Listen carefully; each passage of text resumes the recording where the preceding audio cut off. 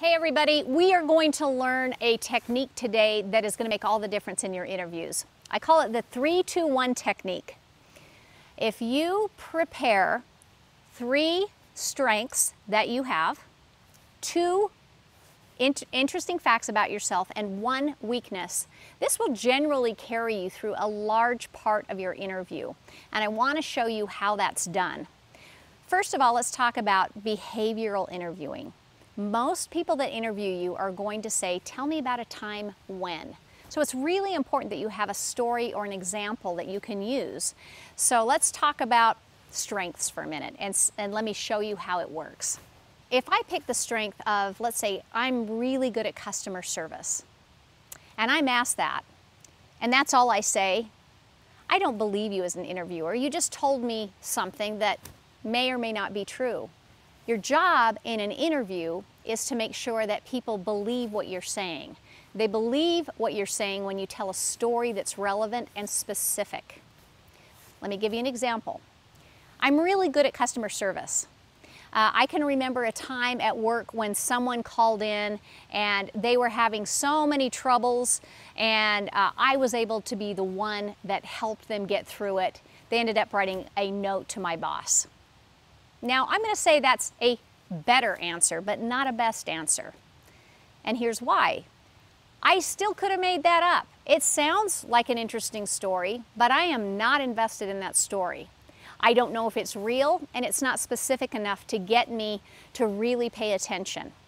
You need to add facts that make the story real, create a human connection with your interviewer by sharing more about the situation and the person. Let me show you how it works. One of my strengths is I'm really great with customer service. There was a time that a woman called. Her name was Susie. She had been on the phone with 6 different reps before she called me, and she was at the end of her rope and wanted to quit our company altogether. I ended up staying on the phone with her for 15 minutes, and I helped her resolve something that nobody else could resolve. She ended up not only staying with the company, but she ordered one more service. And at the end she said, "Who is your manager? I want to talk to them."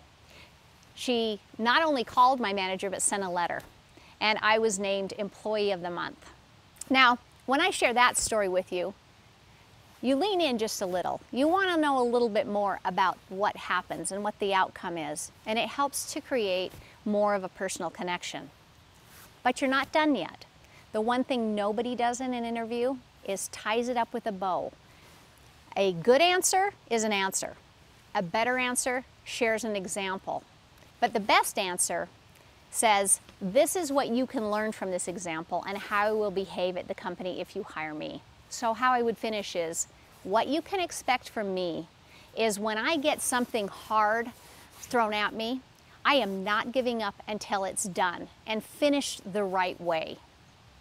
So what you do when you tie it up is you actually draw the conclusion you want the interviewer to draw.